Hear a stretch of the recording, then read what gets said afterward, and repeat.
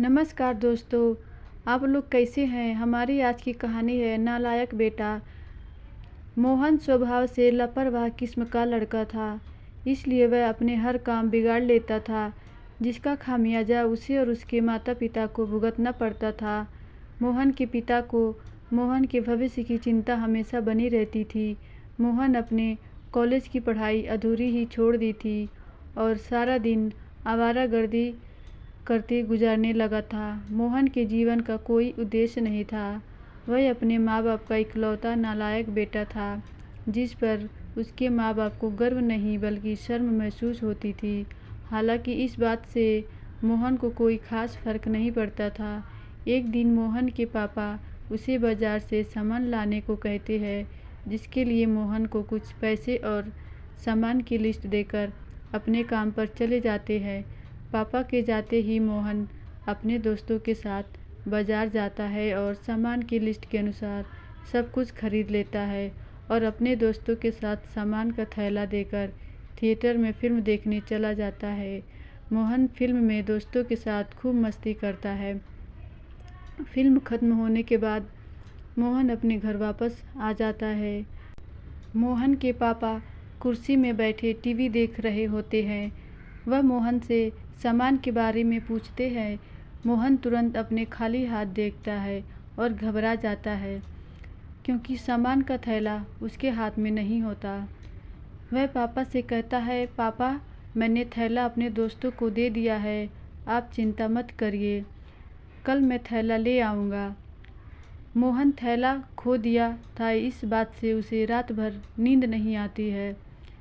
सुबह होते ही मोहन अपने पापा के उठने से पहले ही अपने दोस्तों के घर पहुंच जाता है और उनसे अपना थैला ढूंढने के लिए मदद मांगता है। मोहन के सभी दोस्त उसी थिएटर पहुंचते हैं जहां वह फिल्म देखने गए थे। मूवी थिएटर वाला उन्हें बताता है कि कल मूवी शो हाउसफुल था, इसलिए दर्शकों की बहुत भीड़ थी। थैले के बारे में पता लगाना बहुत मुश्किल होगा। मोहन बहुत निराश हो जाता है। वह अपने दोस्तों से कहता है, अगर यह सामान नहीं मिला तो मेरे पापा बहुत नाराज़ होंगे।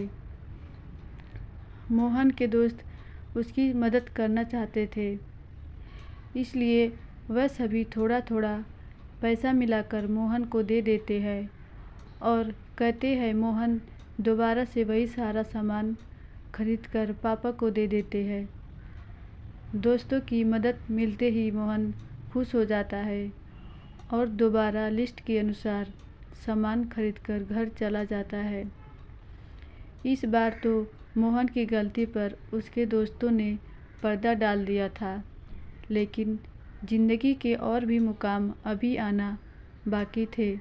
मोहन के पिता अपने एक दोस्त से मोहन की नौकरी के लिए सिफारिश लगवाते हैं, जिसकी वजह से मोहन को एक अच्छे कारखाने में मशीन ऑपरेटर की नौकरी मिल जाती है। हालांकि मोहन नौकरी नहीं करना चाहता था, लेकिन वह कुछ दिनों तक अपने पापा की खुशी के लिए कारखाने में काम पर जाने लगता है। मोहन को कारखाने में काम करने में कुछ ही दिनों में आलस आने लगता है और वह अपने काम में लापरवाही करना शुरू कर देता है। एक दिन मोहन की ड्यूटी सुबह 6 बजे से होती है। देर रात तक जागने की वजह से मोहन की नींद पूरी नहीं हो पाती, इसलिए वह कारखाने पहुंचकर कुर्सी में बैठे बैठे सोने लगता है। उसी समय मोहन के सुपरवाइज़र उसे मशीन का रॉ मटेरियल वेस्टेज चैम्बर खोलने को कहते हैं, जिसे एक बटन दबाकर खोला जाता था। मोहन नींद में मशीन को चालू करने का बटन दबा देता है, जिसकी वजह से एक मजदूर का हाथ मशीन के बेल्ट में दबकर टूट जाता है। हादसा होते ही फैक्ट्री में अफरा तफरी मच जाती है। मजदूरों का हुजूम मशीन के आसपास उमड़ पड़ता है। लोगों की चीख पुकार सुनकर मोहन की नींद उड़ जाती है। वह अपनी कुर्सी से उठकर भीड़ के साथ साथ भागने लगता है। तभी मोहन को पता चलता है कि उसकी गलती की वजह से ही मजदूर की हाथ टूटा है। अचानक उसे घबराहट होने लगती है, उसका शरीर कांपने लगता है। वह भीड़ से मुंह छिपाते हुए अपने घर भागता है और घर पहुंचकर अपने पापा से सारी बात कह देता है। मोहन के पापा का गुस्सा 7वें आसमान पर चला जाता है। वह पहले से ही मोहन को नालायक बेटा मानते थे और अब मोहन ने इतनी बड़ी गलती कर दी थी जिसके लिए उसे जेल भी जाना पड़ सकता था। वह गुस्से में मोहन को घर से निकाल देते हैं। मोहन हादसे की वजह से बहुत दुखी था और उसके पिता ने भी उसे घर से बेदखल कर दिया।